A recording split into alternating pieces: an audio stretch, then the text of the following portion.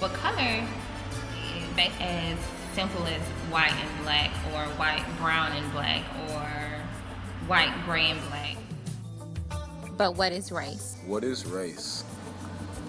It, now, this race thing has colored our culture and colored the movies. Is race too complex to be defined?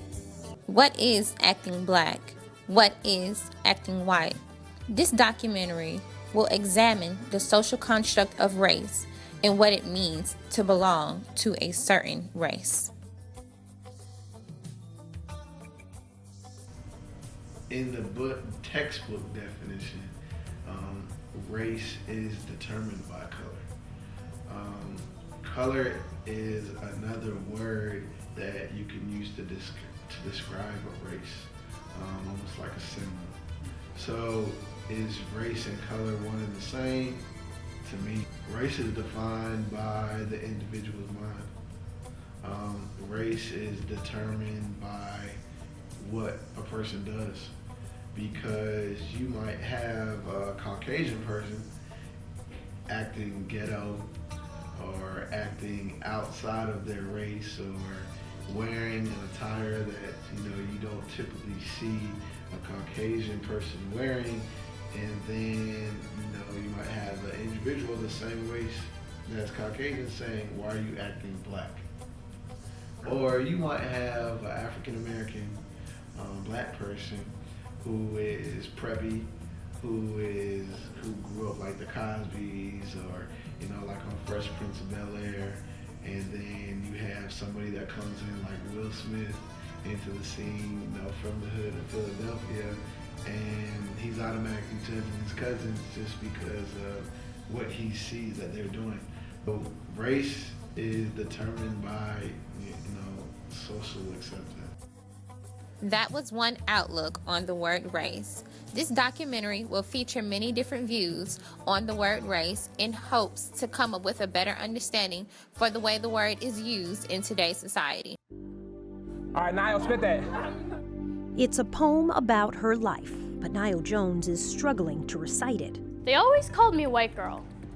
I was never ashamed of myself until they taught me to be ashamed. Students jokingly say things like, "You must think you're white," or "You're acting white." And even though they're joking, what is acting white, or is there such thing as acting outside of your race? I don't necessarily think that there is a such thing as acting white, but I believe that people often associate white tendencies with that certain kind of demographic. So I guess people of white demographic have, tendency to kind of just speak more properly, or say their words thoroughly out, or, just speak a certain way or carry themselves. So people associate those tendencies with that race, and if they see someone else not of that race who have similar tendencies, then they often, use the quotation of acting white. But I don't think there's a such thing. If you speak well and you carry yourself well, then you are who you are. There's no such thing. But as I said, people, who just don't really comprehend that concept.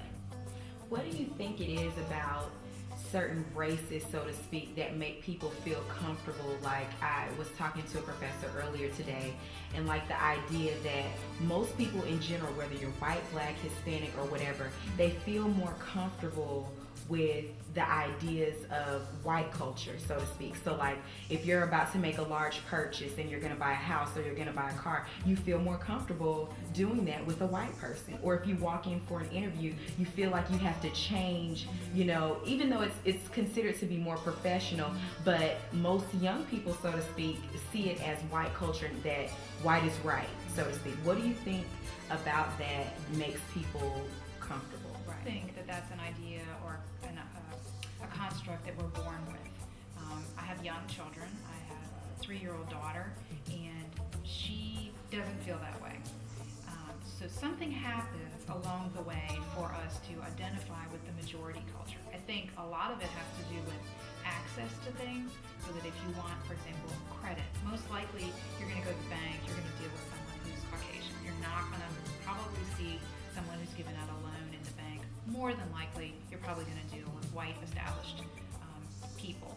So, along those lines, when people are identifying with successful things, and since we have a capitalist society and we want to acquire things, we want to accrue money, and we want to be part of that capitalism, what happens is people start to equate that with, well, those values have attachment to a particular racial group, when they may really just be the values in general, more American values. Acquire things, you go to school, you're going to get a better job, you're going to make more money, you're going to have a nicer life, you're going to have a better car, all those kinds of capitalist ideas. I think they're linked with white America because we were the conduit for access to those things most of the time. I think people who are successful are able to work with different kinds of groups. But I think that's learned. I definitely think that's learned. And it's learned on both sides of the coin, that white kids have to be taught that African American culture and Hispanic culture have value, that their own culture and experiences has value. But African American kids have to see that their culture has value, and white people have a part in that. It's not, yes, this is the way you should be, and that your own culture doesn't have a value.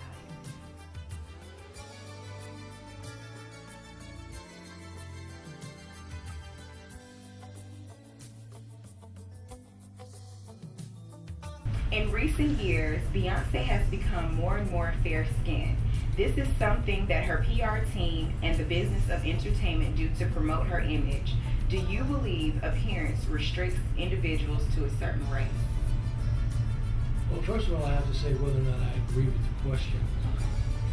Assuming that what you said is true, which I doubt, because nowadays color makes less of a difference. Now, we still live with this bugaboo that if you're light, you're more attractive, but that's not necessarily the truth any longer. There are a lot of dark-skinned, beautiful, successful people. I don't think it's necessary for Beyonce to be light-complected or lighter than she is in order to be successful.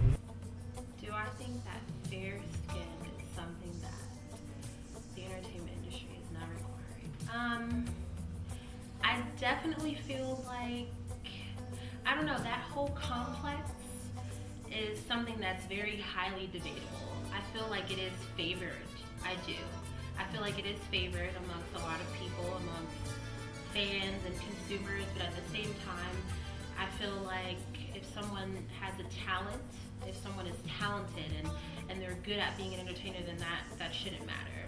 But I do feel like it is favored, and I do feel like it's something that's desirable for this day and age, but it should matter. And I think people have different preferences, because you do have artists like Beyonce, but you also have really awesome artists like Kelly Rowland, who's not of her complexion, or you have actresses like Zoe Saldana, who's also Dominican, and she's not fair-skinned, so you have a lot of other people too that are kind of breaking that whole sphere. How do you think race affects the psyche of up-and-coming generations about what is beautiful or attractive? It starts in the household. Parents, of course, need to love their children. They need to tell their children they're handsome or they're beautiful. And then race comes into the picture when you have neighbors or the daycare or the kindergarten class, or those kids start seeing kids that are not the same race, they start judging. Even with the TV shows, you can see TV shows that even though they're joking, you can see race plays a role because they say he's black or he's white, or white hanging out with that black kid, and you're white, you live behind a white picket fence. Jumping to conclusions is a terrible thing that America's definitely been accustomed to. Individuals jump to conclusions just because of them being a different race, and that's where social acceptance comes in. Just because they're different color, they're not socially accepted.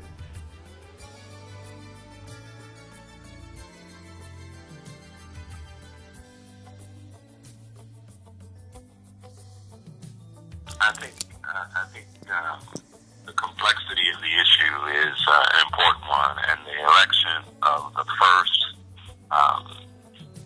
president of the United States that has multi-ethnicity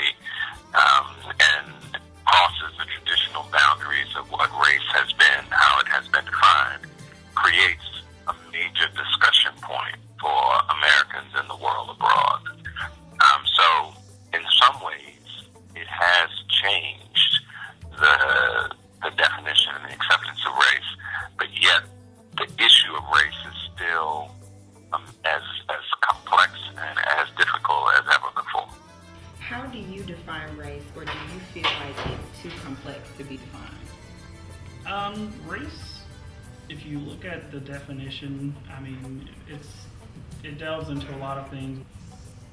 It's depending on who you really ask. I guess in a sense you can say that it's undefinable, but like I said, if you go door to door, I'm sure somebody would have a completely different answer than me. Race is not a comfortable discussion. I think there are a lot of people who would not want to have this talk with you today. I do. I think there are some people that it's too charged, it's too sensitive, it's too close to the surface. I think the easy button is to say, let's not talk about it. It doesn't matter. We're moving on. We're postmodern. We have an African American president. We have a Caucasian mother, and we can move into this next era. And I don't know that we can stop the conversation there. Some people seem to think that they belong to a human race, which is true to some extent. But if we belong to a human race, then the election of a black president wouldn't be a topic of discussion. Is race too complex to be defined? Well, first of all, I think there's no doubt that we belong to the human race. Right. We all do. That's totally true. Now, do I think what now? That race is too Complex to be defined. How do you choose to define it? By color. In South Africa, they're blacks, they're colored, they're whites. I mean, you know, they break it down to 3 categories, you know. And it has to do with skin color, you know. Race became an issue when slavery became a fact, all right? Prior to that, they talked about black people, they spoke of the Egyptians, okay, of anyone from the part of the world where people were dark, or people who came from northern European countries. They were called what they were Gauls or whatever, you know. So the whole idea of race, even among Africans who fought each other, tribal conflict and all that, it wasn't based on color. They were the same race. So slavery became a racial thing when they started bringing people from Africa. And when they wanted to define someone as subhuman because of his color to justify the conditions that they put these people into, then color became, and then the variations in color became something that people talked about. It's a great milestone, but I don't think it's the end of the conversation. Where we've been, certainly, but where we are going, where we're needing to be. As you can see, this documentary includes interviews from people